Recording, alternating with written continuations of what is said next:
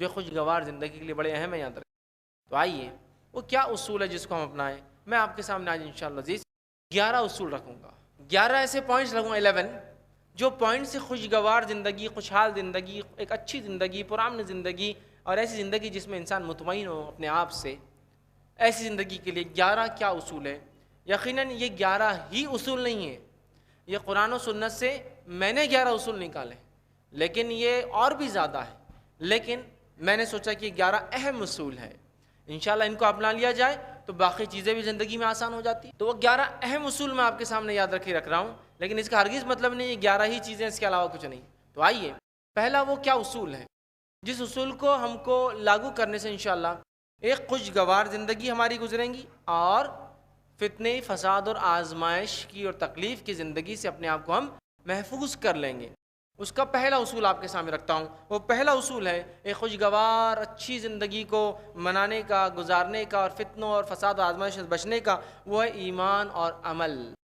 ایمان اور عمل صالح یہ سب سے پہلا، سب سے بیسک، سب سے بنیادی اصول ہے دنیا اور آخرت کی سکون والی، امن والی، خوشحال زندگی گزارنے کا۔ ایمان جس کے پاس نہیں، عمل صالح جو نہیں کرتا، یقیناً نہ اس کو سکون ہے، نہ اس کو اطمینان ہے، نہ وہ خوشحال زندگی گزار سکتا ہے۔ وہ آزمائشوں میں، وہ تکلیفوں میں، وہ فتنوں میں مبتلا ہے، اور اللہ رب العزت اس کو وقتاً فوقتاً عذابات سے دوچار کرتا ہے۔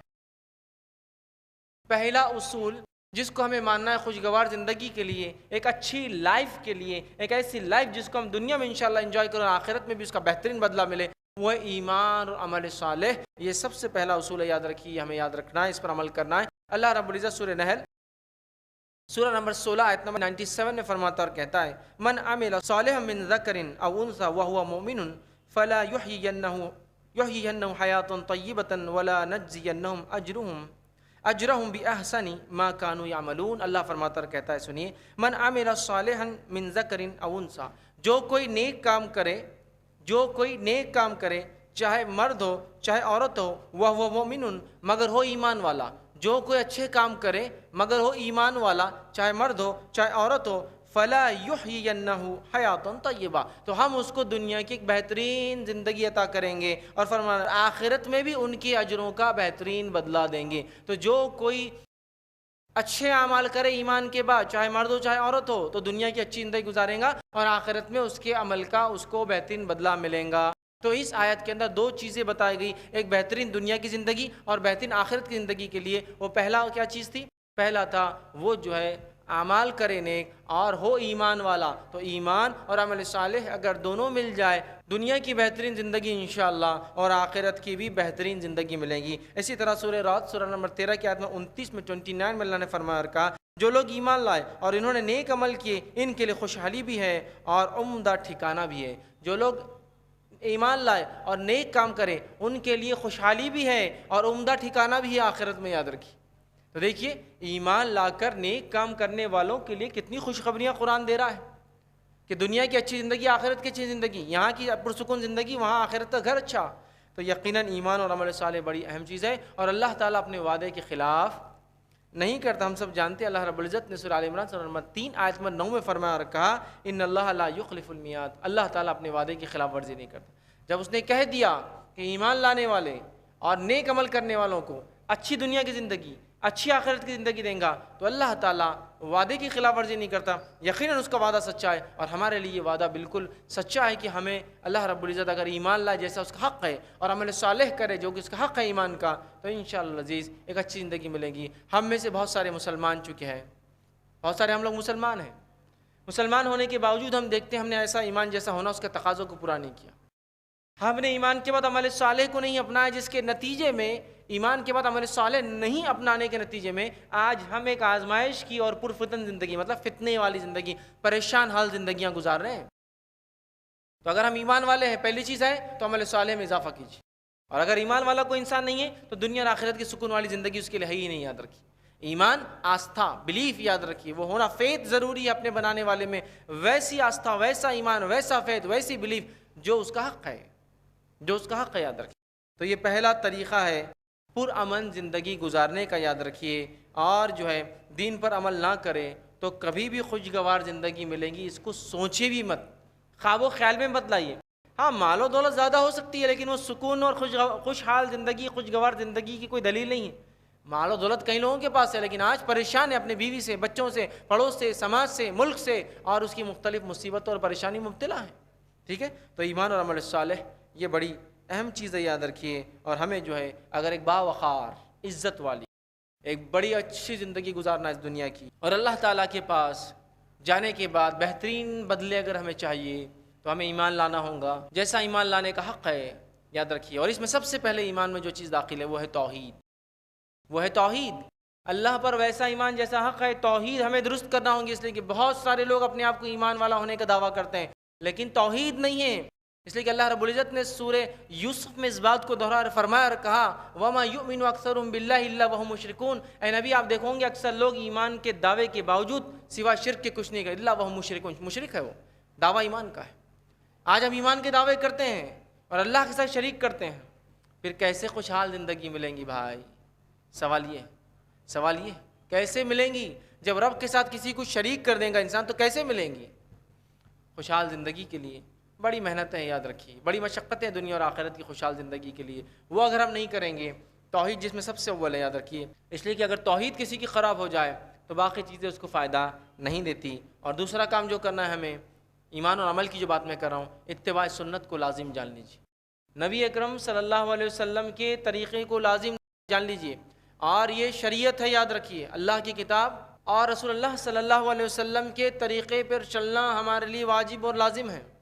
تو شریعت کہتے ہیں دونوں چیزوں کو، تو ہمیں محمد صلی اللہ علیہ وسلم کی اتباع کرنا ہے، پیروی کرنا ہے۔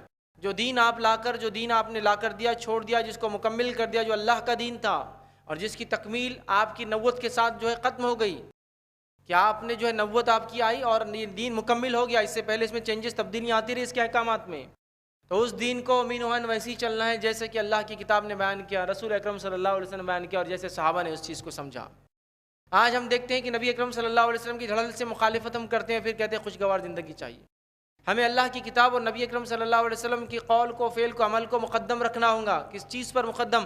اپنے سماج، سوسائٹی، اپنی نفس، لوگ کیا کہیں گے، تمام چیزوں سے اوپر لے جانا پڑے گا اور کہنا پڑے گا کہ لوگ کیا کہیں گے الگ بات ہے، میرا رب میرے بارے میں کیا کہتا ہے، میرے نبی نے میرے تعلق سے کیا کہا کہ میں کیا کروں، وہ میرے لیے اصل ہے۔ یہ سوچ جب تک نہیں آئیں گی اور یہ عمل جب تک نہیں ہوگا، یاد رکھیے خوشگوار زندگی نہیں مل سکتی۔ اللہ رب العزت نے سورہ نون سورہ نمبر 24 آیت نمبر 63 میں فرمایا کہا فَلْيَحْذَرِ الَّذِينَ يُخَالِفُونَ عَنْ أَمْرِهِ أَن تُصِيبَهُمْ فِتْنَةٌ أَوْ يُصِيبَهُمْ عَذَابٌ أَلِيمٌ۔ اللہ فرماتا اور کہتا ہے لہٰذا جو لوگ اس رسول صلی اللہ علیہ وسلم کے حکم کی مخالفت کرتے ہیں، انہیں اس بات سے ڈرنا چاہیے کہ کہیں وہ کسی مصیبت میں گرفتار نہ ہو جائے یا ان پر دردناک عذاب نہ آ جائے۔ نبی اکرم صلی اللہ علیہ وسلم کی مخالفت جو لوگ کرتے ہیں وہ کسی مصیبت میں پھنس سکتے ہیں یا اللہ تعالیٰ ان کو دردناک عذاب دے سکتا ہے۔ ظاہر سی بات ہے، سکون والی زندگی ہم چاہتے ہیں تو دردناک عذاب اور مصیبت سے تو بچنا ہے نا۔ آج مصیبتوں سے ہی تو ہم پریشان ہیں، ٹھیک ہے، تو لہٰذا یہ چیز ہمیں کرنا ہوگا۔ یہ پہلی چیز تھی کہ ایک پورا من، خوشحال، فتنے اور فساد، مصیبتوں سے پاک زندگی اگر چاہیے تو ہمیں ایمان اور عمل صالح، یاد رکھیے، اس پر عمل کرنا ہوگا۔ اس کا دوسرا اصول جو خوشگوار زندگی کے لیے ہے وہ یہ ہے نماز کو قائم کرنا۔ نماز کو قائم کرنا یہ دوسرا اصول ہے، یاد رکھیے، خوشگوار زندگی کی اور مصیبت اور پریشانیوں سے بچنے کا یہ حل ہے۔ جو بھی مصیبت اور پریشانیاں آتی ہے اس سے بچنے کا یہ حل ہے، اور خوشگوار زندگی کا یہ طریقہ، یاد رکھیے، وہ ہے نماز کا قائم کرنا۔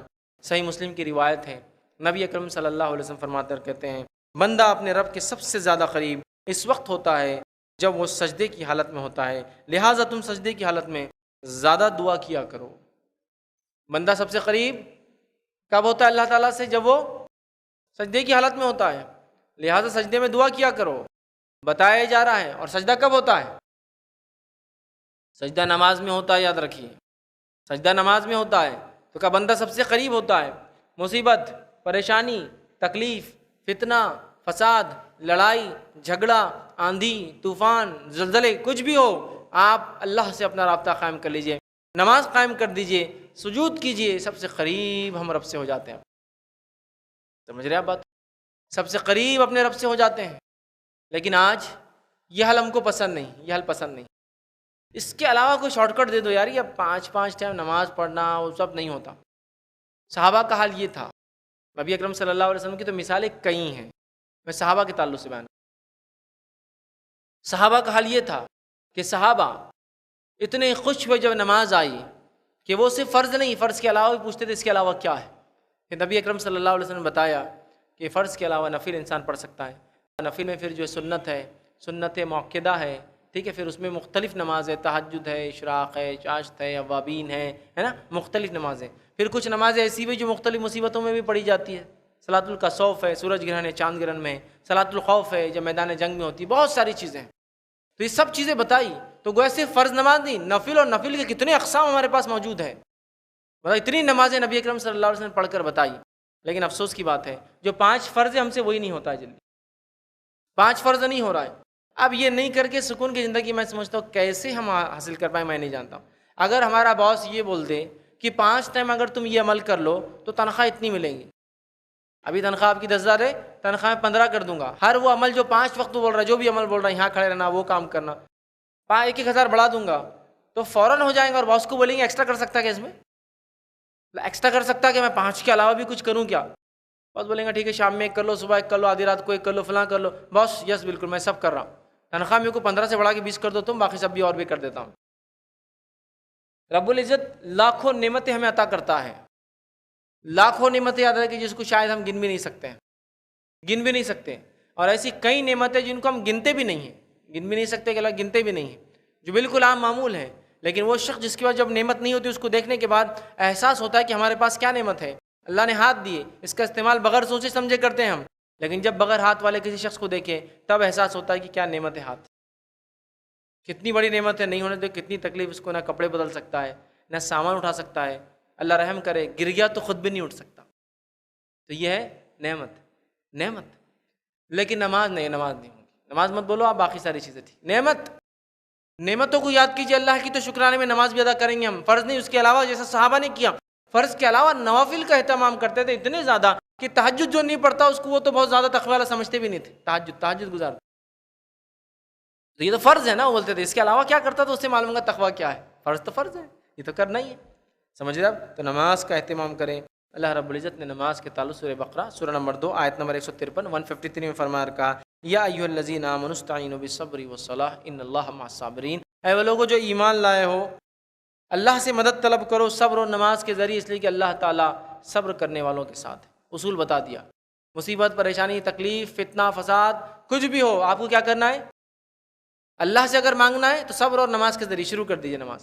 نبی اکرم صلی اللہ علیہ وسلم کے تعلق سے روایتوں میں آتا ہے آپ جیسی کو مصیبت، پریشانی، مشکل آتی آپ فوراً نماز کے لیے دوڑتے. حتیٰ کہ روایتوں میں آتا ہے آپ آندھی طوفان میں آتا نماز کے لیے مسجد دوڑتے. آپ سفر سے آتے نماز پڑھ کے گھر جاتے ہیں. نفل نمازیں، سمجھ رہے آپ کتنی. آپ نماز سے پہلے جاتے تحیۃ المسجد پڑھتے، بیٹھنے سے پہلے وضو کرتے مسجد میں تحیۃ الوضو آپ پڑھتے ہیں. اس کے بعد کتنی نمازیں جو سورج نکلنے کے بعد، سورج بیچ میں آنے کے بعد، یہ فرض نمازوں کے علاوہ کہہ رہا ہوں میں آپ کو. اور اس کے بعد بھی نبی اکرم صلی اللہ علیہ وسلم کو رات بھر نفل پڑھتے دیکھا کہ اتنی نمازوں کے علاوہ بھی. پوچھا گیا نبی آپ تو بخشائے ہیں پھر کیوں پڑھتے اتنا؟ تو آپ نے فرمایا اور کہا کیا میں اللہ کا شکر گزار بندہ نہ بنوں؟ نماز شکرانہ ہے اللہ کا.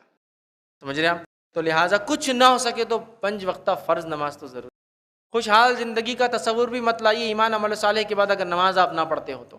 چونکہ عمل صالح میں یہ سب سے افضل ہے، چونکہ ایمان کے بعد نماز کے درجہ آتا ہے نا. شہادت، نماز، روزہ، زکوٰۃ، تو دوسرا نمبر ہے اس کا. سمجھ رہے آپ؟ اور بڑی اہم عبادت ہے، یاد رکھیے.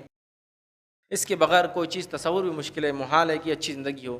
مسند احمد کی روایت ہے نبی اکرم صلی اللہ علیہ وسلم فرمایا اور کہا میری آنکھوں کی ٹھنڈک نماز میں رکھی گئی. میری آنکھوں کی ٹھنڈک نماز میں رکھی گئی. چونکہ ہم نے نماز چھوڑ دیا ہماری آنکھوں کی ٹھنڈک پتہ نہیں ٹی وی اور پتہ نہیں کہاں کہاں ہے. مطلب ٹی وی، تجارت اور سب چیزیں ٹھنڈک بن کے بیٹھی ہوئی. جبکہ آنکھوں کی ٹھنڈک نبی اکرم صلی اللہ علیہ وسلم کی نماز تھی. مطلب جس کو دیکھ کے انسان کو خوشی ہوتی ہے نا، اطمینان ہوتا ہے کہ ہے کچھ. آنکھوں کی ٹھنڈک آپ فرمارے نماز ہے، یاد رکھیں. اور فرض کے علاوہ بھی آپ بہت نمازیں پڑھتے تھے. مسند احمد جامع ترمذی اور صحیح الجامع کی ایک روایت ہے نبی اکرم صلی اللہ علیہ وسلم فرمایا کہا تم رات کا قیام ضروری کیا کرو. تم رات کا قیام ضرور کیا کرو. تہجد فرض کے علاوہ بتا رہے ہیں تم رات کا قیام ضرور کیا کرو کیونکہ یہ تم سے پہلے صلحاء نیک لوگوں کی عادت تھی. تم رات کا قیام ضرور کیا کرو، یہ تم سے پہلے کے نیک لوگوں کی عادت تھی. پھر فرمایا اور کہا اور رات کا قیام اللہ کے قریب کرتا ہے. رات کا قیام انسان کو اللہ سے قریب کرتا ہے. جب انسان اللہ سے قریب ہوتا ہے تو خود بخود مصیبت اور پریشانیوں سے دور ہو جاتا ہے. تو رات کا قیام اللہ سے قریب یہ فرض کے علاوہ بتایا جا رہا ہے. اور نمازوں میں سب سے افضل نماز پہلے فرض اور پھر نفل ہے، اور یہ نفل کی بات ہو رہی ہے. جب نفل سے ہو جاتا ہے تو فرض سے کتنا ہوتا ہوگا بندہ. تو کہا یہ تم کو اللہ سے قریب کر دیتا ہے. سنیے دوسرا فائدہ، گناہوں کو مٹاتا ہے. رات کے قیام کو لازم جان لو، یہ تم کو قریب کرتا ہے اللہ سے، گناہوں کو مٹا دیتا ہے. پھر فرمایا برائیوں سے روکتا ہے تم کو، اور پھر فرمایا جسمانی بیماریوں کو دور بھی کرتا ہے. سبحان اللہ. 4 فائدے ہیں رات کے قیام، 4 فائدے ہیں رات کے قیام کے. ایک، اللہ سے قریب کرتا ہے، ٹھیک ہے. دوسرا ہم نے دیکھا گناہوں کو مٹاتا ہے. تیسرا برائیوں سے روکتا ہے. اور چوتھا جسمانی بیماریوں کو دور کرتا ہے. بہت سارے لوگ پریشان ہیں بیماریوں سے. رات کی نماز، تہجد، قیام اس کا حل ہے، یاد رکھیے. تو ہم اس کا اہتمام کریں. تو یہ دوسرا اصول تھا خوشگوار زندگی کا. تیسرا اصول، ایک پرامن خوشگوار اچھی زندگی اگر ہمیں چاہیے تو تیسرا اصول ہے تقوی. تقوی، تقوی جس کا معنی ہوتا ہے، جس سے مراد یہ ہے کہ اللہ تعالیٰ سے ایسا خوف رکھنا جو بندے کو اللہ تعالیٰ کی نافرمانی سے، حرام کام سے روک دے اور اس کو نیک کام کی طرف رغبت دلائے. تقوی کیا ہے؟ بندہ حرام کام سے، معصیت اور گناہ سے اللہ سے ڈر کے اپنی نفس کو روک دے اور نیکی کی طرف بڑھے. یہ تقوی ہے. تقوی اختیار کرنا بہت زیادہ ضروری ہے، اس لیے کہ تقوی دکھ، تکلیف، پریشانیوں کو دور کر دیتا ہے. یہ تقوی کی خصوصیت کیا ہے؟ دکھ، تکلیف اور پریشانیوں سے نجات دلاتا ہے. مطلب یہ کون سی مصیبتوں کے لیے کام آ رہا ہے؟ دکھ، تکلیف اور پریشانیوں کے حل ہے. کس کو دکھ نہیں ہے آج؟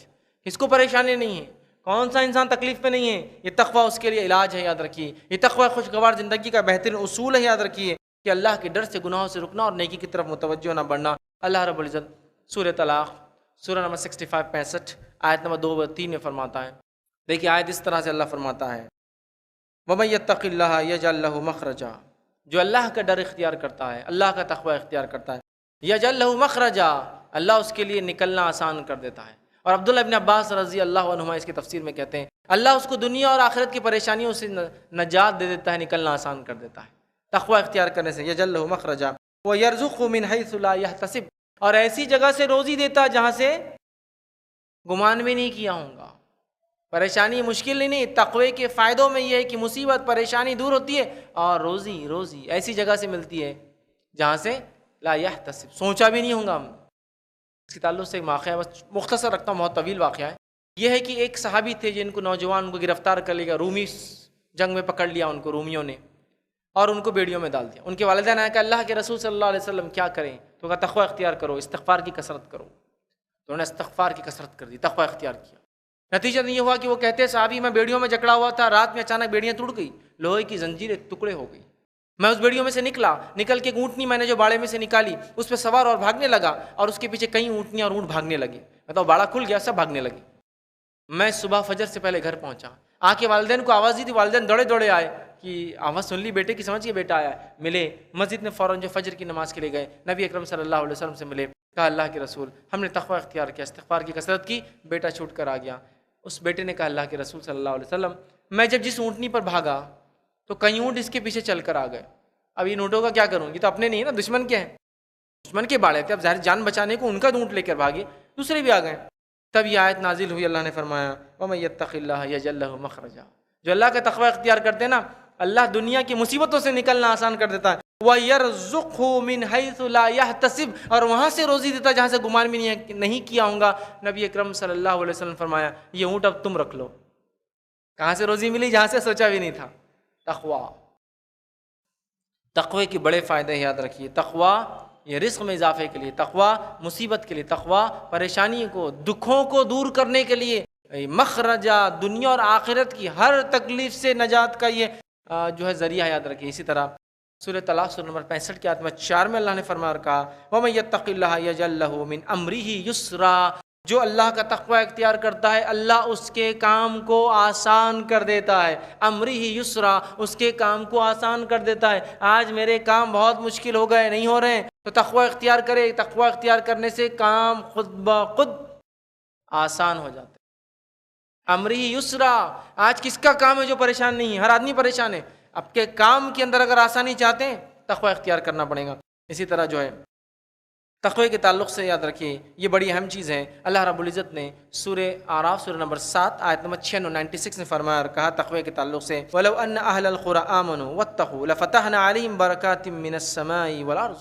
اللہ فرما رہا ہے اگر یہ بستی والے کیا فرمانا اللہ وَلَوْ أَنَّ أَهْلَ الْقُرَىٰ آمَنُوا، یہ بستی والے اگر ایمان لائے، وَاتَّقُوا، اور اللہ کا ڈر اختیار کرے، لَفَتَحْنَا عَلَيْهِمْ بَرَكَاتٍ مِّنَ السَّمَاءِ وَالْأَرْضِ، تو ہم آسمان اور زمین کے برکت کے دروازے ان کے لیے کھول دیں گے. ہم آسمان اور زمین کے برکت کے دروازے کھول دیں گے اس قوم کے لیے اگر یہ ایمان لا کے تقوی اختیار کرے. آج ہمیں نہ کھل کر گناہ کرنے میں ڈر لگتا ہے، نہ چھپ کر گناہ کرنے میں ڈر لگتا ہے. تقوی آج ہماری زندگیوں سے غائب ہے. یاد رکھیے تقوی دل کی کیفیت ہے. یہ ظاہر سے بھی کبھی نظر آ سکتا ہے لیکن ضرور نہیں اصل کیفیت اس کی دل کی، ورنہ سامنے کوئی انسان متقی پرہیزگار بتاتا ہے اور پیچھے جا کے گناہ کرتا ہے. تقوی بڑی اہم چیز یاد رکھیے. اور یاد رکھیے تقوی اگر اختیار نہیں کریں گے تو نعمتیں جو دی ہوئی ہے وہ چھن جاتی ہے. یاد رکھیے اس لیے کہ جب شکرانہ نہیں ادا ہوتا اللہ کی نعمتوں کا تو اللہ دیوی نعمتوں کو بھی چھین لیتا ہے. آدم علیہ السلام سے ایک خطا ہوئی، جنت سے نکالے گئے. شیطان نے ایک نافرمانی کی اللہ کی، جنت سے نکالا گیا اور ملعون ہوا قیامت تک کے لیے. مطلب تقوی کے خلاف کام کیا، حرام کام کیا شیطان نے کہ اللہ نے حکم دیا تھا سجدہ کر آدم کو، کہا میں بہتر ہوں آدم سے، نتیجتاً ہمیشہ کے لیے ملعون ہو گیا، لعنتی ہو گیا، مردود ہو گیا، دھتکارا گیا. سمجھ رہے ہیں بات کو؟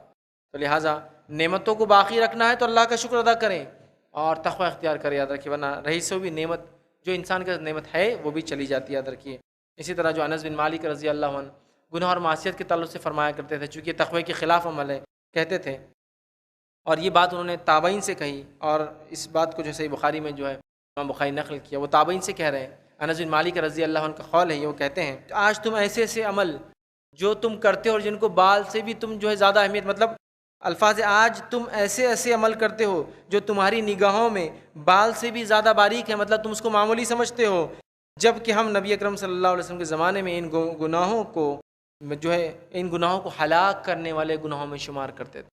آج تم تابعین کچھ ایسے گناہ کر رہے ہو جس کو معمولی سمجھ رہے ہو، ہم نبی اکرم صلی اللہ علیہ وسلم کے زمانے میں ان گناہوں کو ہلاک کرنے والا سمجھتے تھے. سمجھ رہے ہیں؟ تو لہٰذا ہمیں تقوی اختیار کرنا ہے. چوتھا اصول خوشگوار زندگی کا، ایک اچھی زندگی کا، وہ کیا ہے؟ وہ ہے توبہ اور استغفار. توبہ اور استغفار. توبہ اور استغفار یہ ایک بہت خوشگوار زندگی کے لیے ایک بہترین اصول ہے. اور جب انسان پر جو مصیبت آتی ہے، جسمانی بیماری آتی ہے، ذہنی اور روحانی اذیتیں جب اس کو ملتی ہے، ٹھیک ہے، اور اسی طرح جو ہے بہت ساری پریشانیوں میں مبتلا ہوتا ہے، لڑائی جھگڑے ہوتے ہیں، یہ استغفار سب سے بہترین طریقہ ان سب سے نکلنے کا، ان سب سے بچنے کا ہے استغفار. استغفار کی کثرت. استغفار کیا ہے؟ توبہ اور استغفار ہم معنی استعمال ہوتے ہیں. توبہ اللہ کی طرف پلٹنا، رجوع کرنا. جب انسان اللہ کی طرف پلٹتا ہے تو وہ جو کام کرتا پلٹے گا تو استغفار کرتا ہے، جو پچھلے گناہوں کی معافی مانگتا ہے. تو توبہ اللہ کی طرف پلٹنا، استغفار جو گناہ ہو چکے اس کی معافی مانگنا. تو ہر آدمی جب اللہ کی طرف رجوع کرتا ہے پچھلے گناہوں سے معافی مانگتا ہے، اس لیے دونوں کو ایک ساتھ بولا جاتا ہے توبہ اور استغفار. توبہ اور استغفار، چونکہ توبہ رجوع کرنا وہ کیسے کرتا ہے؟ استغفار کر کے. انسان استغفار مطلب اللہ میں اپنے گناہوں سے پناہ چاہتا ہوں، تو سے معافی مانگتا ہوں اس کے. استغفار کی کثرت. توبہ اور استغفار بڑی اہم چیز ہے. یاد رکھیے خوشحال، خوشگوار، بہترین زندگی کے لیے. سورہ شورا آیت سورہ نمبر 42 آیت نمبر جو 30 میں اللہ نے فرمایا رکھا وما اصابکم من مصیبت فبما کسبت ایدیکم ویعفو عن کثیر. جو مصیبت و پریشانیاں تمہارے پاس آتی ہے وہ تمہارے ہاتھوں کی کمائی بھی ہے، حالانکہ ہم تو تمہیں بڑا معاف کرتے ہیں. یہ تمہارے ہاتھوں کی کمائی ہے، حالانکہ ہم تمہیں بڑا معاف کرتے ہیں. مطلب اللہ تعالیٰ تو ہمیں معاف کرتا ہے لیکن ہم اتنے اعمال برے کرتے ہیں کہ عذاب جو بھی ہم پر آتا ہے، جو مصیبت آتی ہے وہ ہماری کمائی بھی یاد رکھیے. جو مصیبت ہم پر آتی ہے وہ ہمارے ہاتھوں کی کمائی یاد رکھیے. تو یہ گناہوں کی وجہ سے ہوتا ہے نا. تو گناہوں کی معافی کے لیے استغفار یہ طریقہ ہے. جتنے گناہ ہوتے چاہے کتنے ہو، سمندر کے جھاگ کے اتنے ہوں، استغفار اس کو مٹا سکتا ہے. یاد رکھیے جب کہ وہ سچے دل سے کر کے توبہ کر لے. استغفار کیا. آج استغفار اور توبہ ہم بس رسمی سمجھتے ہیں آپ، کسٹمری. نماز ہو گئی، نماز کے ادھر ادھر دیکھنا، تھوڑا سا ادھر ادھر، کوئی دیکھ رہے تو نہیں، کوئی دیکھنے جب دیکھ لے نہیں دیکھ رہے جھٹ سے کھٹ کھٹ کھٹ 2-3 بار ہاتھ یوں کرے، توبہ. یہ توبہ ہے. اور استغفار کا کیا معنی ہے؟ استغفار کا معنی ہے جب گناہ کرو تو جب پڑھو، ایسا دیکھو کسی کو یا حرام چیز کو دیکھو، استغفر اللہ استغفر اللہ استغفر. یہ استغفار اور توبہ ہے ہمارا. کہ جب کوئی نہیں دیکھ رہا چھپ کے دیکھ کے گالوں کو پیٹنا، یہ توبہ ہے. استغفار یہ کہ گناہ کرتے جاؤ اور استغفار پڑھتے جاؤ، گناہ کرتے جاؤ استغفار پڑھتے جاؤ، یا گناہ کی چیز دیکھو تب استغفار پڑھو تاکہ شاید معاف ہو جائے. یہ ہمارا اصول ہے. توبہ اور استغفار کا معنی یہ، اور سچی توبہ کا معنی یہ بندہ اس گناہ کو کم از کم دوبارہ نہیں کرتا، اس لیے کہ بندے ہونے کے ناطے، انسان ہونے کے ناطے دوسرا گناہ ہوگا اس سے لیکن وہ نہیں ہوگا. یہ ہے توبہ. اور توبہ کے لیے انسان استغفار کرتا ہے، اللہ سے رجوع کرتا ہے، معافی مانگتا ہے. اور اس کے کیا فائدے ہیں؟ آئیے خوشحال زندگی میں جو چاہیے وہ سب استغفار میں چھپا ہوا ہے. اللہ رب العزت قرآن میں سورہ نور سورہ نمبر 71 71 آیت نمبر 10 سے لے کر 12 میں فرماتا اور کہتا ہے فَقُلْتُ اسْتَغْفِرُوا رَبَّكُمْ إِنَّهُ كَانَ غَفَّارًا. اللہ فرماتا اور کہتا ہے فَقُلْتُ اسْتَغْفِرُوا رَبَّكُمْ إِنَّهُ كَانَ غَفَّارًا. نوح علیہ السلام اپنی قوم سے کرے اے میری قوم تم اللہ کا سے استغفار کرو، توبہ کرو، رجوع کرو، اپنے گناہوں سے معافی مانگو. رب انہ کان غفارا، تو یقیناً تم اس کو معاف کرنے والا پاؤں گے. یرسل السماء علیکم مدرارا، اور تم اگر استغفار کرو گے تو اللہ آسمان سے موسلا دھار بارش برسائیں گا، نفع بخش بارش دیں گا. آج بارش کی کمی ہے، استغفار، گناہ کی کثرت ہے، استغفار ہوتا نہیں، گناہ تو کر رہے ہیں، معافی نہیں مانگ رہے اس کی. یرسل السماء علیکم مدرارا، جب آسمان سے موسلا دھار بارش اور بہترین فائدہ مند بارش برسائیں گا. وَيُمْدِدْكُمْ بِأَمْوَالٍ وَبَنِينَ، اور تمہارے مال میں اور لڑکوں میں اضافہ کر دیں گا، اولاد میں اضافہ کر دیں گا. یمدد اموال و بنین ویجعل لکم جنات ویجعل لکم انہارا، اور تمہیں جو ہے باغات عطا کریں گا اور اس کے اندر نہریں جاری کر دیں گا. 5 فائدے ہیں ایک استغفار کے. کیا کیا فائدے ہیں؟ پہلا، اللہ معاف کریں گا، معاف کریں گا استغفار کی وجہ سے. دوسرا، آسمان سے موسلا دھار بارش برسائیں گا، دنیاوی فائدہ، ٹھیک ہے. تیسرا کیا کریں گا؟ مال بڑھا دیں گا، اولاد بڑھا دیں گا، کھیتی باڑی بڑھا دیں گا، اور ساتھ میں نہریں جاری کر دیں گا. سب کچھ جو خوشحال زندگی کے لیے چاہیے وہ سب استغفار میں چھپا ہوا ہے. سب کچھ یاد رکھیے، استغفار، کثرت سے استغفار، کثرت سے استغفار کیجیے، یاد رکھیے. اور یہ جتنے نکات میں نے اب تک لیے، چوتھا تھا یہ، اور اس کے علاوہ 11 لوں گا، یہ ہر نقطے پہ، ہر نکات پہ میرا ایک کمپلیٹ مکمل لیکچر اور بیان ہے. پچھلے سالوں میں جو میں نے ہر نقطے پہ، ایمان و عمل صالح، اس پہ آپ کو مکمل ملے گا. استغفار کی بات ہو رہی، مکمل بیان اس میں. اسی طرح تقوی کے بارے میں مکمل بیان آپ کو ملے گا. تو ہر عنوان جتنے بھی ہیں سب پہ میں نے مکمل لیا ہے، مختصر لے رہا ہوں، یاد رکھیں. تو یہاں دیکھیے توبہ اور استغفار کا فائدہ، 5 فائدے بتائے جا رہے ہیں. کثرت سے کریں، یہی وہ سب چیزیں جو انسان کو لگتی ہے اولاد نہیں ہے، استغفار کرے کثرت سے. کھیتی باڑی برابر نہیں ہو رہی ہے، ایگریکلچر، استغفار کیجیے اللہ سے. نہریں نہیں ہیں، آپ کو پانی کی ضرورت ہے، استغفار. بارش نہیں برس رہی ہے، استغفار کیجیے. مال میں کمی ہے، استغفار کیجیے. استغفار کی کثرت کیجیے. نبی اکرم صلی اللہ علیہ وسلم ایک دن میں 70 سے 100 مرتبہ استغفار کرتے، 70 to 100 ٹائمز. یہ ہمیں ایک تعلیم تھی کہ جب نبی اتنا کرتے ہیں تو امت کتنی کثرت سے کرے. اس سے کہ نبی تو بخشے بخشائے ہوتے ہیں، گناہ نہیں کرتے، ہم تو گناہ گار ہیں، ہے نا. تو لہٰذا کثرت کرے استغفار کی. اسی طرح 5واں اصول جو خوشگوار اور اچھی زندگی کے لیے، وہ اصول کیا ہے؟ آئیے اصول دیکھتے ہیں. وہ یہ ہے کامیاب اور خوشحال زندگی کے لیے، وہ ہے دعا. اللہ سے دعا کیجیے اور کثرت سے دعا کیجیے. یاد رکھیے کثرت سے دعا کریں، اس لیے کہ اللہ تعالیٰ دعاؤں کو سنتا ہے اور اللہ ہی دعاؤں کو سنتا ہے، ٹھیک ہے.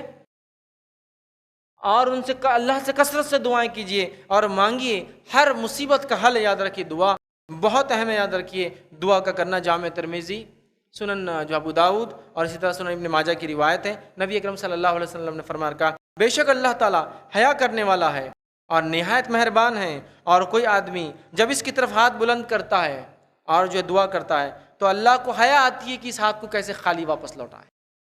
اللہ کو شرم آتی ہے کہ اس اٹھے ہوئے ہاتھ کو کیسے خالی لوٹائے. اور اللہ تعالیٰ جب انسان دعا کرتا ہے تو 3 میں سے کوئی ایک شکل میں اس دعا کو قبول کر لیتا ہے. الآداب المفرد کی روایت ہے کوئی مسلمان جب کوئی ایسی دعا کرتا ہے جس میں گناہ اور قطع رحمی نہیں ہوتی تو اللہ تعالیٰ 3 میں سے کوئی ایک چیز ضرور اس کو عطا کرتا ہے. پہلا، اس کی دعا کو جلد قبول کرتا ہے، جیسا مانگا ویسا. دوسرا، اس کو ذخیرہ آخرت، توشہ آخرت بنا کے رکھ دیتا ہے کہ آخرت میں اجر دوں گا. اور تیسرا، اس دعا کے بدلے دنیا کی کوئی مصیبت کو ٹال دیتا ہے. 3 میں سے ایک بینیفٹ ہے ہی، یا تو قبول کر لیں گے ہو بہو، یا تو کوئی مصیبت کو ٹال دیں گا دنیا میں، یا آخرت میں توشہ دیں گا. اور آخرت میں کیسا دیں گا؟ ایک روایت میں آتا ہے جب آخرت میں لوگ جائیں گے اور کہیں گے اللہ نام عمل میں کچھ ایسے اعمال ہے جو ہم نے کیے نہیں، تو بتایا جائیں گا یہ وہ دعائیں تھی جو قبول نہیں ہوئی، اس کا نتیجے میں یہ اعمال ہے. تو بندہ کہیں گا کاش اللہ میری ایک بھی دعا قبول نہیں کیا ہوتا، اتنا بدلہ ملیں گا. دعا اللہ سنتا ہے، سیدھے سنتا ہے. مانگنے والے کو مانگنا آنا چاہیے. بہت سارے لوگ بولتے ہیں کہ اللہ سیدھے نہیں سنتا، وسیلے کی ضرورت ہے. وسیلہ لگایا جا سکتا ہے، اس کے اپنے شرائط اور کنڈیشن ہے، لیکن اللہ تعالیٰ سیدھے سنتا ہے. اور اللہ کے رسول صلی اللہ علیہ وسلم اور تمام صحابہ کی زندگی آپ دیکھیں، اکثر نے بغیر وسیلے کی دعا کی. اکثر نے، وسیلہ بھی ہے لیکن اسے کنڈیشن ہے، یاد رکھیے ابھی وقت نہیں ہو سب لینے کا. لیکن اکثر نے سیدھے دعا کی اور اللہ سنتا ہے. یاد رکھیے سلیمان علیہ الصلوۃ والسلام اپنے لاؤ اور لشکر کو لے کے چلے، چرند اور پرند اور جانور اور انسان سب چلے بارش کے لیے، نماز استسقاء کے لیے. بارش نہیں ہوئی تھی، دعا کے لیے نکلے، آدھے راستے تک چلے، راستے تک واپس چلو، دعا کی ضرورت نہیں ہے. دعا قبول ہو گئی۔ لوگوں نے کہا ہم تو بارش کی دعا کے لیے گئے تھے، دعا تو ہوئی نہیں، پھر بارش کیسے ہوں گی؟ تو کہا جب ہم چلے تھے میں نے دیکھا ایک چونٹی اپنے پیٹھ کے بل لیٹی ہے اور اپنے پیر اوپر کر کے اللہ سے دعا کری، اللہ نے اس کی سن لی، اب ہم دعا کرنے کی بارش کی ضرورت نہیں، اور وہ لوٹ کر چلے۔ تو اللہ تو وہ ہے جو چونٹیوں کی سنتا اور سیدھے سنتا ہے۔ حدیث میں یہ نہیں کہ چونٹی نے وسیلے سے مانگا، سیدھے مانگا، اللہ نے سنا۔ ٹھیک ہے، مانگیے، کثرت سے مانگیے اللہ سے، اللہ تعالیٰ دینے والا ہے، کچھ نہ کچھ ضرور ملیں گے۔ بہت سارے لوگ ہوتے ہیں ارے بہت مانگی کچھ فائدہ نہیں ہو رہا، ارے میرے بھائی کیا فائدہ ہو رہا سمجھ میں نہیں آ رہا تو کیا نہیں ہو رہا یہ بولیں گے۔ دعا کے بدلے دعا جو مانگا وہ ملیں گا۔ کوئی مصیبت ٹل رہی ہے آپ کی، یا آخرت کا ذخیرہ بن رہا ہے، دعائیں کبھی رائے گاہ نہیں جاتی، اللہ کبھی دعاؤں کو نہیں سنتا، ایسا ہو ہی نہیں سکتا، سنتا ہے لیکن رزلٹ کیسا دیتا ہے وہ ہم کو سمجھتا نہیں، یہ اصل مسئلہ ہمارا ہے۔ سمجھ رہے ہیں آپ بات کو؟ یہ اصل چیز ہے۔ اسی طرح دعا کے تعلق سے سورہ بقرہ سورہ نمبر 2 آیت نمبر 186 186 میں اللہ نے فرمایا وَإِذَا سَأَلَكَ عِبَادِي أَنِّي فَإِنِّي قَرِيبٌ أُجِيبُ الدَّعْوَةَ الدَّاعِ إِذَا دَعَانِ۔ یہ آیت خود اپنے آپ میں دلیل ہے کہ اللہ سیدھے سنتا ہے۔ کیسے؟ اس سورہ بقرہ کو آپ اٹھائیے، جب بھی اللہ رب العزت سے کہ جب بھی لوگوں نے آ کے نبی اکرم صلی اللہ علیہ وسلم سے سوال کیے کہ آپ چاند کے بارے میں بتائیے، آپ حائضہ عورت کے بارے میں بتائیے، اب حج کے بارے میں بتائیے، تو اللہ نے کہا قل اے نبی کہیے، قل اے نبی کہیے، قل اے نبی کہیے، یہ لفظ آئیں گے۔ لیکن دعا کا جب پوچھا قل کے لفظ وہاں نہیں ہیں۔ اللہ تعالیٰ کیا فرماتا ہے وَإِذَا سَأَلَكَ عِبَادِي أَنِّي، جب میرے بندے میرے بارے میں پوچھتے ہیں تو کیا کہو؟ فَأَنِّي قَرِيبٌ، تو اللہ فرماتا ہے اِنِّي فَأَنِّي قَرِيبٌ، تو میں ان سے قریب ہوں۔ تو اے نبی آپ کہہ دیجئے میں ان سے قریب ہی نہیں کہا، وہ قل کا لفظ ہی غائب ہے اس میں سے، باقی ہر جگہ قل قل قل کے لفظ ہے۔ نبی آپ کہیے، نبی کو بیچ میں رکھا گیا، یہاں کہا گیا اللہ تم سے قریب ہے، قل کا لفظ ہی نہیں ہے، نبی آپ کہہ دو۔ کیا کہہ رہے ہیں؟ میرے بندے پوچھتے ہیں میرے بارے میں، کہہ دو میں قریب ہوں، لیکن وہاں قل نہیں ہے لکھا ہوا لفظ، اتنا قریب ہے اللہ کی ضرورت نہیں وہاں سے وہ لفظ دیکھیے، یہ ایک معجزہ ہے قرآن کا اپنے آپ۔ ہر جگہ سوال کے بعد ہے ان سے کہیے، ان سے کہیے قل قل، یہاں قل ہی نہیں، پوچھتے ہیں میرے بارے میں فانی قریب، تو میں ان سے قریب ہوں۔ اور اللہ نے فرمایا اجیب الدعوۃ الداعی اذا دعان، جو مجھ سے دعا مانگتا ہے اس کی دعاؤں کو قبول کرتا ہوں۔ سبحان اللہ۔ تو دعائیں کیجیے، کثرت سے کیجیے، ٹھیک ہے، اور صرف اللہ سے کیجیے، اللہ ہی دعاؤں کو چنتا ہے۔ چھٹا اصول جو ایک خوشگوار زندگی کے لیے سکسٹھ جو رول ہے وہ یہ ہے ذکر الہی، ذکر الہی، ذکر الہی۔ اور یہ ذکر الہی خاص طور سے جن کے دل بے چین ہیں اور دل کی بیماریوں میں لوگ مبتلا، ان کے لیے ذکر الہی۔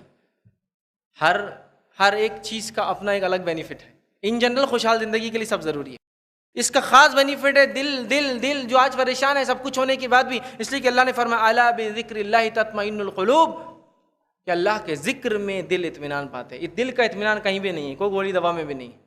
بیماری ہوتے آپ کھائیے، لیکن اصل اطمینان جو میں کہنا چاہ رہا ہوں وہ صرف اور صرف اللہ کے ذکر میں ہے، یاد رکھیے۔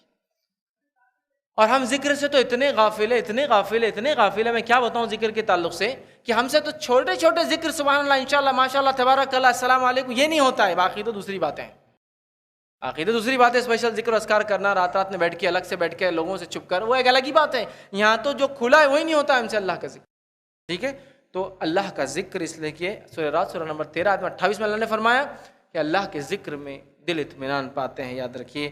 سب سے افضل ذکر لا الہ الا اللہ۔ اسی طرح تلاوت قرآن، یہ سب بہترین جو ہے اللہ کی جو ذکر میں سے، اسی طرح سبحان اللہ الحمدللہ جو ہے، اسی طرح جو ہے اللہ اکبر، یہ اہم ذکر نماز کے بعد ہم کرتے ہیں تینوں تسبیح کی شکل میں۔ اسی طرح لا حول ولا قوت الا باللہ، یہ جنت کے خزانوں میں سے خزانہ ہے۔ اسی طرح سبحان اللہ وبحمدہ و سبحان اللہ العظیم، یہ وہ کلمے ہیں جو ہے تو دو، لیکن میزان میں اتنے بھاری ہوں گے کہ اللہ کے رسول صلی اللہ علیہ وسلم نے فرمایا کہ کلمتان، دو کلمے ایسے ہیں خفیفتان، زبان پہ بڑے ہلکے ہیں لیکن میزان میں بڑے بھاری بننے والے ہیں، میزان میں بڑے بھاری، دو کلمے ہیں زبان پہ ہلکے لیکن میزان میں بڑے بھاری، سبحان اللہ وبحمدہ و سبحان اللہ العظیم۔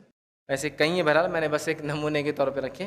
ذکر و اذکار آپ پہلے جانیے کیا ہے اور اس کو کرنے کی کوشش کیجیے۔ آج ہم دیکھتے ہیں دل کا اطمینان غائب ہے، اور لوگ شراب میں دل کا اطمینان ڈھونڈ رہے ہیں، لوگ ٹی وی میں دل کا اطمینان ڈھونڈ رہے ہیں، لوگ ڈرگز میں دل کا اطمینان ڈھونڈ رہے ہیں، لوگ انٹرٹینمنٹ میں اپنا دل کا اطمینان ڈھونڈ رہے ہیں، لوگ سیر و تفریح میں دل کا اطمینان ڈھونڈ رہے ہیں، لوگ مختلف قسم کی ایکٹیویٹیز کر کے دل کا اطمینان ڈھونڈ رہے ہیں۔ دل کا اطمینان صرف اور صرف یہاں ہے الا بذکر اللہ تطمئن القلوب، کہ اللہ کے ذکر میں ہمارے دل سکون پاتے ہیں، یاد رکھیے، ٹھیک۔ یہ تھا چھٹا اصول۔ ساتواں اصول جو ہمیں اختیار کرنا ہے خوشحال اور ایک اچھی زندگی کے لیے، وہ ساتواں اصول کیا ہے؟ وہ ہے اللہ کا شکر ادا کرنا، شکر ادا کرنا۔ آج ہم بڑے ناشکرے ہو چکے ہیں، نعمتیں لا تعداد لیکن ناشکری بڑھتے جا رہی ہے۔ شکر گزار بندے بنے، اس لیے کہ اگر ہم اللہ کی نعمتوں گنیں گے تو گن نہیں پائیں گے، جب ہم شکر نہیں کریں گے تو جو ہے وہ بھی چھین جائیں گی، اس بات کو یاد رکھیں۔ نعمتوں کی باقی رکھنے کا اصول یہ ہے کہ شکر ادا کیا جائے، ورنہ جو نعمت ہے وہ بھی چل جاتی ہے، اگلی ملنا تو دور، جو پچھلی ہے وہ بھی نکل جاتی ہے ہاتھ سے، ٹھیک ہے؟ تو شکر ادا کیجیے اللہ تعالیٰ کا ہر نعمت پہ۔ سورہ ابراہیم سورہ نمبر 14 آیت نمبر 7 میں اللہ نے کہا وَإِذْ تَعَذَّنَ رَبُّكُمْ لَئِن شَكَرْتُمْ لَأَزِيدَنَّكُمْ وَلَئِن كَفَرْتُمْ إِنَّ عَذَابِي لَشَدِيدٌ۔ اللہ فرماتا ہے اور یاد رکھو تمہارا رب نے یہ خبر دے دی ہے، تم کو خبردار کر دیا ہے اس معاملے میں کہ اگر تم شکر گزاری کرو گے تو تمہیں اور زیادہ دوں گا، اور اگر تم کفر اختیار کرو گے، ناشکری کرو گے تو پھر میری سزا بہت سخت ہے، میرا عذاب بہت سخت ہے۔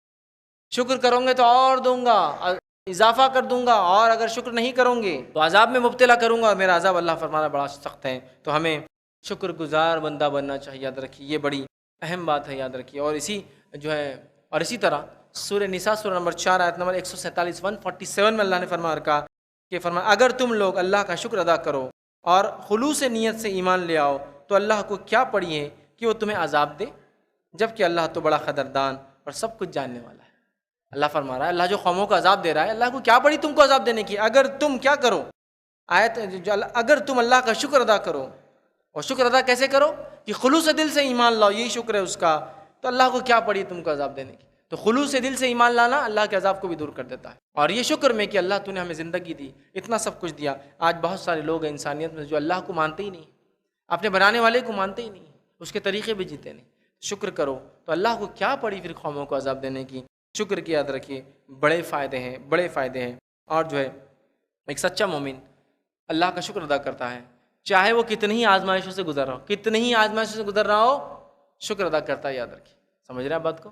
الحمدللہ علی کل حال، ہر حال میں اللہ کا شکر، تمام تعریف ہے اس اللہ کی۔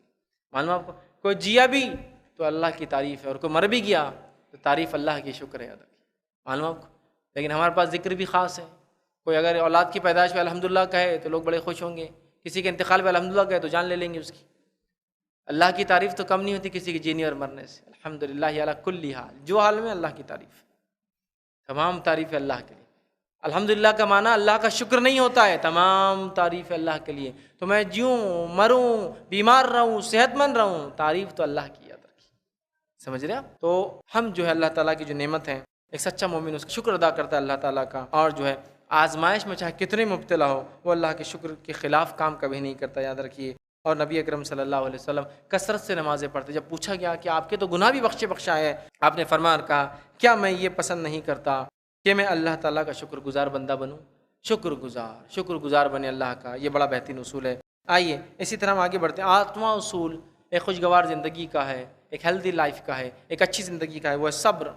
شکر اور صبر یہ دو عظیم نعمت ہے، جس کو مل جائے نا، اور ایک کے بعد دوسرا آ جاتا ہے، اور ایک غائب ہو تو دوسرا بھی غائب ہو جاتا ہے۔ صبر کہ تو صبر آپ کو شکر کرنے لگاتا ہے، اور آپ جب شکر کرتے تو آپ میں صبر پیدا ہوتا ہے۔ تو صبر یاد رکھیے ایک بڑی اہم چیز ہے جس کی بڑی کمی نظر آتی ہے ہمارے پاس۔ جزا اور فضا، رونا اور دھونا، تقدیر کو کوسنا، برا بھلا کہنا، یہ عام ہو چکا ہے۔ صبر کیجئے، چاہے کسی کی موت ہو جائے، کوئی اللہ تعالیٰ تکلیف پہنچا دے، کوئی آزمائش سے آپ گزرے، کچھ بھی ہو جائے، آپ کو صبر کرنا ہے، یاد رکھیں۔ انبیاء کا آپ صبر دیکھیے، کئی مثالیں ہم کو ملیں گی۔ بیماری میں صبر دیکھنا تو ایوب علیہ السلام کو دیکھیے۔ قوم کا مذاق اڑانا اور تکلیف دینا 950 سال تک، اتنے لمبے زمانے تک کنٹینیوسلی، تھوڑے دن آپ کو کوئی ٹیز کیا نا، چڑھایا تو پاگل ہو جاتے انسان۔ 950 سال تک نوح علیہ السلام کو ستا رہے ہیں، لیکن صبر۔ نبی اکرم صلی اللہ علیہ وسلم کو دیکھیے، مکی اور مدنی زندگی میں کتنی تکلیفیں آئی، صبر بڑی عظیم نعمت ہے، یاد رکھیے۔ اور اللہ رب العزت نے بھی قرآن میں یہی فرمایا نا کہ نماز اور صبر اور نماز کے ذریعے مانگو، ہے نا، وَاسْتَعِینُوا بِالصَّبْرِ وَالصَّلَاةِ، اللہ سے مانگو صبر اور نماز کے ذریعے۔ تو صبر ایک بڑی اہم نعمت ہے۔ پھر آزمائش چاہے چھوٹی ہو چاہے بڑی ہو، ہم صبر کریں۔ صحیح بخاری کی روایت ہے، مسلمان کو جب جو تھکاوٹ یا بیماری محسوس ہوتی ہے، یا اسے کوئی غم ہوتا ہے، جو ہے غم سے دوچار ہوتا ہے، حتیٰ کہ اگر اسے کوئی کانٹا بھی چبھتا ہے تو اللہ تعالیٰ اس کے بدلے اس کے گناہوں کو مٹا دیتا ہے۔ جب کوئی تکلیف آتی ہے در حقیقت وہ ہمارے اعمال کا نتیجہ ہوتی ہے، اور جب آتی ہے تو ثواب بھی دے کر جاتی ہے اگر اس پہ صبر کرے تو، تاکہ ہم سنبھل بھی جائیں اور صبر کرنے کا فائدہ بھی لے لیں۔ ہر تکلیف مسلمان کو فائدہ دیتی ہے۔ صحیح بخاری اور صحیح مسلم کی متفق علیہ روایت ہے، جب کسی مسلمان کو کوئی اذیت، کوئی تکلیف پہنچتی ہے تو اللہ اس کے گناہوں کو اس طرح دور کر دیتا ہے اسے، جس طرح سے درخت کے پتے جھڑ کر گر جاتے ہیں۔ ہمیں صبر کرنا چاہیے، اللہ تعالیٰ ہمارے گناہوں کو اس سے معاف کرتا ہے۔ اسی طرح 9واں اصول ایک خوشگوار، ایک اچھی زندگی، ایک بہترین زندگی، ایک ایسی زندگی جس سے ہم خوش ہو جائے، دنیا اچھی ہو، آخرت اچھی ہو، اس کا ایک اصول ہے، وہ ہے اللہ پر توکل، اور خاص طور سے رزق میں جس کی کمی ہے اس کے لیے بڑی اہم توکل۔ توکل بھروسہ اللہ پر بھروسہ، اعتماد، ٹرسٹ ان، جس کو بولیں گے اپون اللہ، یہ ہے توکل۔ تو توکل اللہ، اللہ پر بھروسہ کرنا، یہ جو ہے 9واں اصول ہے، یاد رکھیے، اور یہ بڑا اہم اصول ہے۔ جن پر دشمن سوار ہے، جن میں رزق کی کمی ہے، لوگ ان کے خلاف ہتھ کنڈے چلتے ہیں، توکل کرے اللہ پر، توکل کرے اللہ پر، یاد رکھیے، خوشگوار زندگی کا اصول ہے۔ اللہ رب العزت نے سورہ جو ہے توبہ سورہ نمبر 9 آیت نمبر 51 میں فرمایا، کہا قل لن یصیبنا الا ما كتب الله لنا هو مولانا وعلى الله فليتوکل المؤمنون۔ اللہ نے فرمایا اور کہا، آپ کہہ دیجئے کہ ہم پر کوئی مصیبت نہیں آ سکتی سوائے اس کے جو اللہ تعالی ہمارے لیے مقدر کر رکھی ہے، اور وہی ہمارا سرپرست، اور مومنوں کو اللہ پر ہی بھروسہ کرنا چاہیے۔ تو کوئی مصیبت، کوئی تکلیف، کوئی پریشانی، رزق کی کمی ہو، توکل کیجیے اللہ پر، اللہ تعالیٰ دیکھیے آپ کو راستے کھول دیں گا۔ سب سے سخت وقتوں میں بھی جو ہے لوگوں نے توکل کیا اللہ پر، اللہ نے نکالا۔ آئیے ایک چھوٹا سا واقعہ سناتا ہوں توکل کے تعلق سے۔ نبی اکرم صلی اللہ علیہ وسلم ایک مرتبہ، بخاری کی روایت ہے، صحابہ کے ساتھ جا رہے تھے، ایک جگہ پڑاؤ ڈالا، جنگ کا ماحول تھا، پڑاؤ ڈالنے کے بعد جو ہے ایک جھاڑ دیکھا گیا، اس جھاڑ پہ نبی اکرم صلی اللہ علیہ وسلم نے اپنی تلوار لٹکا دی، نیچے سو گئے۔ صحابہ کہتے ہیں ہم لوگ بھی ادھر ادھر چھوٹی چھوٹی جھاڑیوں میں، کانٹے والی جھاڑیاں ہیں تو چھوٹی ہوتی ہے، سہارا ڈھونڈنے کے لیے ادھر ادھر چھپ گئے چھاؤں کے لیے۔ ہوا یہ کہ نبی اکرم صلی اللہ علیہ وسلم نے ہمارے جاگنے کے بعد ہم کو بتایا کہ نبی اکرم صلی اللہ علیہ وسلم جب سوئے ہوئے تھے، ایک شخص نے آپ کی تلوار نکالی اور آپ کے اوپر سوار ہو گیا، اور سر پر سوار ہو کر کہا، اے محمد تم کو اب کون بچائیں گا؟ نبی اکرم صلی اللہ علیہ وسلم فرماتے ہیں اللہ۔ تو کہا میں یہ کہہ رہا ہوں تم کو مجھ سے اب کون بچائیں گا؟ تو کہا اللہ اور کون؟ توکل، اس حالت میں بھی دیکھی توکل کہ اللہ اور کون، سوال ہی نہیں آتا۔ تو اس کے بعد وہ شخص پیچھے ہٹ گیا، اور نبی اکرم صلی اللہ علیہ وسلم نے بعد میں صحابہ سے کہا یہ وہ شخص تھا دیکھو جس نے میرے ساتھ کیا، اور اللہ کے رسول نے اس کو بالکل نہیں ڈانٹا، روایت میں ڈانٹا نہیں، بعد میں یہ تھا تلوار لے کے آیا، معاف کر دیا، اس کو بازو بٹھا دیا، وہ جب بیٹھ گیا تو کہا یہ وہ شخص تھا۔ ایک روایت میں آتا وہ سوار ہو گیا اور اس نے تلوار رکھی، کہا اب کون بچائیں گا؟ نبی اکرم صلی اللہ علیہ وسلم پورے اعتماد توکل کے ساتھ کہا اللہ۔ اس کے ہاتھ سے تلوار چھوڑ گئی، کہا ڈر گیا ہو۔ پھر جب گر گیا تو اللہ کے رسول صلی اللہ علیہ وسلم تلوار اٹھا لی اور کہا اب تجھے کون بچائیں گا، اب تجھے کون بچائیں گا؟ سمجھ رہے بات کو؟ توکل بڑی اہم چیز ہے، اللہ پر بھروسہ، اللہ پر یقین رکھنا۔ سورہ طلاق سورہ نمبر 65 آیت نمبر 3 میں اللہ نے فرمایا وَمَن يَتَوَکَّلْ عَلَى اللَّهِ فَهُوَ حَسْبُهُ إِنَّ اللَّهَ بَالِغُ أَمْرِهِ۔ جو اللہ پر توکل کرتا ہے اللہ اس کے لیے کافی ہو جاتا ہے۔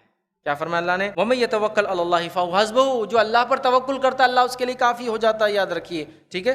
اور اسی طرح ایک اور حدیث میں آپ نے فرمایا اگر تم ویسا توکل کرو جیسا پرندے توکل کرتے اللہ پر، کہ صبح خالی پیٹ گھروں سے نکلتے ہیں، شام جو ہے پیٹ بھر کر گھر واپس آتے ہیں، تو اللہ تعالیٰ بھی تمہیں ویسے ہی روزی دیں گا۔ کیسا توکل؟ جیسا پرندے کرتے ہیں، صبح خالی پیٹ اور پھر کیا کرتے ہو، گھونسلوں سے نکل کر چوکتے ہیں اور اللہ ان کو کھلاتا ہے نا۔ تو پرندوں کے ایسا توکل۔ تو اب کوئی شخص یہ نہ بولے کہ میں گھر میں بیٹھا رہوں گا پرندوں کے ایسا توکل کرتے ہوئے۔ پرندے صبح اپنے گھر سے نکلتے ہیں اور شام لوٹتے ہیں، تو نکلو اپنے گھر سے تو اللہ پر توکل کر کے دیکھو اللہ روزی دیتا ہے۔ آج ہزاروں اور لاکھوں نوجوانوں کو دیکھا جا رہا ہے بس گھر میں پڑے کام نہیں ہے، بلکہ بھروسہ کر کے نکلو۔ عبد الرحمن ابن عوف رضی اللہ عنہ دیکھیے، آپ مدینہ پہنچتے ہیں، نبی اکرم صلی اللہ علیہ وسلم مواقعات بھائی چارہ کسی سے باندھ دیتے ہیں، وہ کہتے ہیں جس سے مواقعات بھائی چارہ باندھا گیا مجھے تمہاری مدد کی ضرورت نہیں ہے، بازار کا راستہ بتا دو۔ اپنے تو علاقے کے مالدار رئیس تھے مکہ کے، اب تو لیکن سب کچھ چلا گیا وہاں، یہاں بازار نکلتے ہیں، جا کر کماتے حلال روزی، حمالی کرتے، محنت کرتے، کاندھے پہ مال اٹھاتے، شام آتے تو پنیر اور کھجور ساتھ لاتے، مطلب وہ غذا کھانے کی چیز تھی اس زمانے میں، وہی کھایا جاتا تھا، لے کر آ کر کھاتے ہیں۔ توکل تھا نا، نکلے لے کر آئے۔ آج ہمارے پاس نوجوانوں کا مسئلہ ہے روزی نہیں ہے، ارے بھائی کچھ کرو، نہیں کچھ بولے تو وہی کروں گا جو میں وہ کرنا ہے، باقی نہیں کرتا، جاؤ پھر زندگی گزارو۔ آج لوگوں کو دیکھا گیا چھوٹی چھوٹی تجارتیں شروع کی اور آج ایسے بڑے بڑے تاجر بن بیٹھے ہیں کہ لوگ دیکھ کر تعجب کرتے ہیں، ہے نا۔ توکل کیا نکل گیا۔ ہمارا کیا سوال، میں نے تو MBA کیا ہو تو سوال نہیں آتا مینیجر سے نیچے کی پوزیشن پہ کام کروں۔ MBA ہو تو وہ کرسی اٹھا کے وہاں تھوڑی رکھ سکتا ہوں، اس کے لیے تو چپراسی رہتا نا، پیون رہتا، میں MBA ہوں، میں تھوڑی کر سکتا۔ تو لوگ بولتے ہیں السلام علیکم MBA صاحب، جاؤ تم ادھر ہی رہو، اپنے گھر پر ضرورت نہیں تمہاری۔ تو کوشش کا مادہ نہیں ہے، توکل نہیں ہے، اس لیے کہ وہ سوچ رہا ہے یہی پوزیشن پہ بیٹھوں گا تو مجھے روزی ملیں گی اور یہی کام کروں گا تو میرے لیے ہے، نکل جائے گی۔ یاد رکھیے محنت کیجیے، جو اللہ موقع دیتا دیکھیے اللہ کہاں سے کہاں پہنچا دیتا ہے۔ وہ لوگ جن کے بارے میں لوگوں کو توقع نہیں کی کچھ کر سکتے دنیا میں، وہ کارنامے کیے کہ لوگ تعجب کرتے ہیں آج، سمجھ رہا۔ توکل کیجیے اللہ تعالیٰ پر، یہ بڑا اہم اصول تھا۔ 10واں اصول جو رزق میں اضافہ کریں گا، مصیبتوں کو دور کریں گا، پریشانیوں کو دور کریں گا، خوشحال زندگی دے سکتا ہے، وہ ہے قناعت۔ قناعت سمجھتے ہیں آپ؟ اپنے آپ کو غنی کر لینا، یا دوسرا معنی ہے کم خرچ میں خوش ہو جانا، یا کم نعمتوں میں خوش ہو جانا، کم چیزوں میں خوش ہو جانا۔ قناعت مطلب جتنا ہے اتنے میں خوش، جتنی چادر اتنے پیر پھیلاؤ اور خوش رہو۔ قناعت پسندی، ایک دم عام الفاظ میں کہہ رہا ہوں۔ کم مال میں خوش رہنا، کم چیزوں میں خوش رہنا، اور دوسروں سے امید نہ کرنا، یہ ہے قناعت۔ سمجھنا کہ انسان جو ہے ایک سیلف اسٹیم ہو اس کے اندر، کہ وہ جو اللہ نے دیا اس میں کنٹینٹ، اس میں بالکل مطمئن ہو وہ، اور بس جتنی چادر اتنے پیر پھیلاتا اللہ کا شکر کرے۔ قناعت پسندی یہ بڑی اہم چیز ہے، یاد رکھیے، اس لیے کہ قناعت پسندی بہت سارے جو فائدے دیتی ہے یاد رکھیے انسان کو۔ اور قناعت پسندی اگر پیدا کرنا ہے، جتنا ہے اتنے میں خوش رہنا ہے، تو اس کا اصول صحیح مسلم کی حدیث میں نبی اکرم صلی اللہ علیہ وسلم بیان کیا۔ اصول کیا ہے؟ تم اس شخص کی طرف دیکھو جو دنیاوی اعتبار سے تم سے کمتر ہو، اور اس شخص کی طرف مت دیکھو جو دنیاوی اعتبار سے تم سے بڑا ہوا ہو، کیونکہ اس طرح تم اللہ کی نعمتوں کو حقیر سمجھنے لگو گے۔ جب انسان اپنے آپ کو دیکھتا ہے اور دوسروں سے کمپیئر کرتا ہے، ارے اس کے پاس تو کروڑوں روپیہ ہے، اس سے کمپیئر کر رہا ہے، تو پھر اللہ کی دوسری نعمت جو اس کو ملی ہے حقیر سمجھتا ہے، ارے یہ چھوٹی ہے۔ اور جب اپنے سے نیچوں کو دیکھتا ہے تو کہتا ہے الحمدللہ الحمدللہ، بہت کچھ ہے، بہت کچھ ہے۔ وہ آدمی کار میں جا رہا ہے، میں ٹو ویلر پہ جا رہا ہوں، ارے اس کے اس کار ہے، اپنے کو کیا ملا، دنیا میں کچھ نہیں ملا اتنا محنت کر کے۔ آپ اس کو دیکھیے بازو جو ہے جو پیدل جا رہا ہے، الحمدللہ، اپن تو ٹو ویلر پر جا رہے ہیں، الحمدللہ۔ پیدل چلنے والا بس میں جا رہا ہے، اس کو دیکھیں، بس والا جو بول رہا ہے میرے پاس اس کے ٹو ویلر اس کے پاس فور ویلر ہے، میرے پاس کچھ نہیں، وہ پیدل چلنے والے کو دیکھیں، اس کے بس کے بھی پیسے نہیں۔ اب جو پیدل چل رہا وہ کس کو دیکھے؟ وہ اس کو دیکھے جو چل بھی نہیں سکتا، الحمدللہ میں چل سکتا ہوں، الحمدللہ۔ سمجھ رہے آپ؟ نعمت یہ آپ کو بولے میں چل نہیں سکتا، میرے لیے کیا ہے؟ اس کو دیکھے جس کو ہاتھ پیر نہیں، ہل بھی نہیں سکتا، الحمدللہ میں تو چل نہیں سکتا لیکن کچھ نہ کچھ تو کر سکتا نا، اس کو ہاتھ پیر نہیں ہے۔ اب ایسا انسان جو کہہ رہا ہے نہیں اس کو ہاتھ پیر بھی کچھ نہیں، وہ اس کو کس نے؟ وہ دیکھیے اگر وہ با ایمان ہے تو الحمدللہ، وہ ایسی حالت میں ایمان والا ہے، اس کا دل ذکر کر سکتا ہے، ایسی بڑی کوئی نعمت نہیں اس کے پاس۔ سب کے پاس ہے کچھ نہ کچھ، سب کے پاس ہے کچھ نہ کچھ، سمجھ رہا؟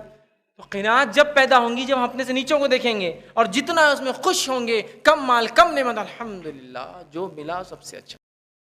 قناعت پسندی ہم میں آئیں گی، اور یہ بہت اہم چیز ہے، یاد رکھیے۔ نبی اکرم صلی اللہ علیہ وسلم دیکھیے کیا فرمایا، جامع ترمذی کی روایت ہے اور ابن ماجہ میں بھی یہ روایت آتی ہے، جو شخص اس حالت میں صبح کرے، ایک عام اصول بتایا جا رہا ہے ایک اچھی زندگی کا، یہ ہے تو آپ کی زندگی اچھی ہے۔ پھر ہر آدمی اپنے آپ کو کمپیئر کر لے اس حدیث سے، موازنہ کر لے اپنی زندگی۔ جو شخص اس حالت میں صبح کرے کہ تندرست ہو، جو شخص اس حالت میں صبح کرے کہ تندرست ہو، اپنے آپ میں پرامن ہو، ماحول اور اپنا اس کا پرامن ہو، اور ایک دن کی خوراک ہو، تو آپ نے فرمایا اور ایک دن کی خوراک موجود ہو، تو گویا اس کے لیے پوری دنیا ایک جگہ جمع کر دی گئی۔ ایک آدمی صبح اٹھے تو تندرست ہو، گھر میں اور باہر امن و امان ہو، اور ایک دن کا کھانا ہو، تو مطلب اللہ نے پوری دنیا جمع کر دی آپ کے پاس۔ آج یہ سب تو ہم اس کے اوپر کے لیے اللہ سے ناشکری کریں، اللہ نے کیا دیا، اتنی نمازوں کی بات دی بھائی، یہ چیز ان کو اتنے مال و دولت دیا، ان کو کچھ نہیں ہو رہا، ہم کو ہی سب کچھ ہو رہا۔ اتنے مالدار لوگ وہاں چوریاں نہیں ہوتی، ہمارے گھر پہ تقدیر کو کوسنا، برا والا کہنا، جو مصیبت آ رہی ہے اس پہ صبر نہیں، یہ سب ہم نے اپنا دیا۔ ان کا مال ہے وہاں چوری ہونا، اللہ ہمارے پاس ہی چوری ہو جائے۔ کسی کے بچے کا انتقال ہو جاتا، ان کو تو اتنے لڑکے ان کے بچے نہیں مرتے، ہمارا ہی دیکھو ایک تھا چھین لیے، تقدیر کو کوستے ہیں۔ الحمدللہ جو تھا جو ہے سب سے اچھا بس۔ تو قناعت پسندی یہ بڑی اہم چیز ہے، یاد رکھیے۔ یہ اگر ہم نہیں کریں گے تو پھر ہمیں شکر اور ایک سکون والی زندگی ہم گزار بھی نہیں سکتے۔ اور 11واں اور آخری اصول جو پرامن خوشگوار زندگی کے لیے جو چاہیے وہ یہ ہے کہ مسلمان دوسرے مسلمان اور دوسرے انسان کی مدد کرے۔ مسلمان دوسرے مسلمان اور دوسرے انسان کی مدد کرے، یہ بڑی اہم چیز ہے۔ کیوں میں کہہ رہا ہوں یہ خوشگوار زندگی کے لیے ضروری ہے؟ مسند احمد کی روایت ہے، نبی اکرم صلی اللہ علیہ وسلم فرماتے اور کہتے ہیں جو شخص یہ چاہتا ہو کہ اس کی دعا قبول کی جائے اور اس کی پریشانی دور کی جائے تو وہ تنگ دست کی پریشانی کو دور کرے۔ جو شخص یہ چاہتا ہے اس کی دعا قبول کی جائے، اور اس کے بعد آپ فرما رہے ہیں اور اس کی پریشانی دور ہو جائے، وہ تنگ دست کی مدد کرے۔ جو شخص یہ چاہتا ہے کہ اس کی پریشانی اور مصیبت دور ہو جائے تو وہ کسی مصیبت زدہ، کسی تنگ دست کی جو ہے دعا قبول اور مصیبت سے وہ بچے تو کسی تنگ دست کی وہ مدد کرے۔ مطلب ایسا انسان جو تنگ دست ہو، مال نہیں ہے، دولت نہیں ہے، وہ پریشان ہے، اس کی آپ مدد کیجئے، اس کی مدد کیجئے، انشاءاللہ عزیز آپ کی تنگ دستی ختم ہو جائیں گی۔ یہ اس کا ایک اصول ہے، یاد رکھیے، ہے نا۔ اور ایک حدیث ابو داؤد کی آپ نے فرمایا اللہ جب تک بندے کی مدد کرتا ہے جب تک بندہ اپنے بھائی کی مدد کرتا ہے۔ اللہ بندے کی جب تک مدد کرتا ہے جب تک بندہ اپنے بھائی کی مدد کرتا ہے۔ تو ہمیں کیا ایک اچھی زندگی نہیں چاہیے؟ ہم چاہتے ہیں ہماری دعا قبول ہو، تنگ دست کی مدد کیجیے. ہم چاہتے ہیں اللہ ہماری پریشانی کو دور کرے، کسی کی مدد کیجیے. آج یہ نہیں ہونا، ہم کو باقی سب ہونا. مدد تو بولیے ہی مت کی، تو مدد تو نوکر کرتا ہے نا. میں تو سیٹ ہوں، میں تھوڑی مدد کروں گا کسی کی. میں تو سوٹ بوٹ پہ، میرے کو تب سوال نہیں آتا کسی کی مدد کرنا. اور یہ حالت دیکھی جاتی. ایک انسان سڑک پر جا رہا ہے، کوئی مال اس نے بھر لیا ہے، بارش کا موسم ہے. نوجوان ہٹے کٹے، ہمارے عام زبان میں کہتے ہیں مستنڈے جس کو بولتے، کھڑے ہیں. بارش شروع ہو گئی. اب یہ کمنٹس دیتے ایک دوسرے کو. اس کو معلوم نہیں تھا کہ بارش ہو رہی. اب وہ بیچارہ مال بچا رہا اپنا، اس کے پیپر، اس کے بسکٹ، اس کا کوئی ڈرائی فروٹ بیچ رہا ہے، وینڈر ہے چھوٹا موٹا آدمی. اب وہ چھپا رہا ہے. تو اب کمنٹ دیکھیے، اس کو سمجھا نہیں تھا کیا بارش کا موسم ہے لیکن نہیں چلنا، بیوقوف. دوسرا بولتا ارے کیسا بچا رہا، دیکھو جلدی جلدی کیسا نکال رہا تھا، کتنا اچھا لگ رہا ہے، اچھا سین چل رہا. بولتا ارے بھیگ گیا اس کا مال، یار کاغذ بھیگ جا رہے ہیں. چوتھا کمنٹ دے رہا ارے چلے گیا پانی، اب یہ مال نہیں لینا، میں پورے محلے میں بول دیتا اس سے مال مت لے، اس کا بھیگا ہوا مال ہے ابھی. لیکن ایک نوجوان اتر کر اس کی مدد کرنے نہیں جا رہا کہ بھائی بیٹھ، تو میں پلاسٹک نکال سے ادھر سے پکڑ، ادھر سے پکڑ، ڈھاک اس کو. میں کو مدد کروں، اس کو نہیں سمجھتا کہ بارش کا موسم ہے. لیکن پتہ نہیں اس سے گھر میں کھانے کو کچھ نہیں ہوگا، اس لیے نکل گیا بیچارہ. آج رات وہ کھلا نہیں سکتا ہوں گا بچوں کو، تو اس بارش کے موسم میں بھی آ گیا باہر کچھ مل جائے تو. کوئی اپاہج ہے، معذور ہے، محنت کرتے ہوئے جا رہا ہے نا، اپنی گاڑی پر جا رہا ہے. کبھی ٹرائی سائیکلس ہوتے ہیں ہے نا، وہ لے کے جاتا ہے. مالدار ہو کوئی، اپاہج تو ایک الگ بات ہے، اس کے لیے تو الیکٹرانک بھی گاڑی ہوتی ہے. لیکن اب غریب ہے بیچارہ، یا اپاہج بھی ہے. ہمارے نوجوان کھڑے سڑک کے کونے پہ، وہ چڑھاؤ چڑھ رہا ہے، بڑی محنت کر رہا ہے. تو کمنٹ سن کے کیسے ہوتے، دھکا دینے کا نہیں. اسے گھر والوں کو نہیں سمجھتا کہ اس کے پیچھے کوئی دھکا دینے کے لیے چھوڑنا. کوئی بولتا رہے نہیں کتنا اچھا ہوتا، پورے اتار اتار رہتے شہر میں، تو انہیں بیچارہ جاتا اتار اتار اتار چلتے رہتا. مطلب کمنٹس دے رہے، سجیشنز دے رہے. تیسرا جو رہتا اپنا، وہ جو ہیلتھ کلب والا رہتا، ارے بائسپ دیکھ اس کی، بائسپ سائیکل چلانے سے بائسپ، ٹرائسپس، فورسپس، اب کیا بن گئے اس کی، شولڈرز بلیڈ، یہ وہ سب پورے بن گئے زبردست. اب انہیں کیا کر رہا، بولے ایک ہاتھ سے کر رہا تو بن گئے، بولے اب اس نے دوسرا بھی چلانا، بولے تو دونوں سے کریں گے نا، بولے تو دونوں بھی اس کے سالڈ ہو جائیں گے. کمنٹس یہ. لیکن جا کر اس تپتی ہوئی دھوپ میں، اس پسینے میں، وہ آدمی جو بھرا شرابور ہے، اس کو چڑھنا ہے، دھکا نہیں دیں گے. یہ غریب لوگوں کا کام ہے دھکا دینا، نوکروں کا. میں سیٹ ہوں، سیٹ کی اولاد ہوں، میں کیسا کر سکتا ہوں چھوٹا سا کام. پھر اللہ سے کیسے امید کرتے کہ اللہ بھی آپ کے کام نکال دے ایسی آسانی سے. اللہ لٹ کے رہو. پھر میں کیسے کروں یار، میں غریب لوگوں کو کیسے ہاتھ بتاؤں، کتنا گندا ہوں بتائیں، نہایا دھویا نہیں، کیسے مدد کروں اس کی. ایک انسان ہے پاگل ہے، سڑک پر آ گیا، بازو کر دیجیے، کون کرے گا. اسے گھر والوں کو نہیں سمجھتا، 100 باتیں کر رہے، تو جو کر سکتا کر دے، اسے گھر والوں نے ہو سکتا جو کرنا تھا کر دیا. نہیں ہوتا ہے. مدد کیجیے، مسلمان ہو یا انسان ہو، مدد کیجیے، اس لیے کہ دعائیں قبول ہوتی ہے، مصیبت دور ہوتی ہے. اور اللہ کے رسول صلی اللہ علیہ وسلم نے فرمایا، بندہ جب تک اپنے بھائی کی مدد کرتا ہے، اللہ تعالیٰ تب تک اس کی مدد کرتا ہے. تو یہ چند اصول تھے، یاد رکھیے. لیکن یہی اصول نہیں تھے، یہ چند تھے. انشاءاللہ عزیز ان اصولوں کو اپنا لیں گے، اپنے زندگی ہم لا لیں گے، تو ایک خوشگوار، اچھی، امن پسند، بہترین آزمائش سے بغیر ایک اچھی زندگی انشاءاللہ دنیا گزاریں گے اور آخرت کی ہم گزاریں گے. ایک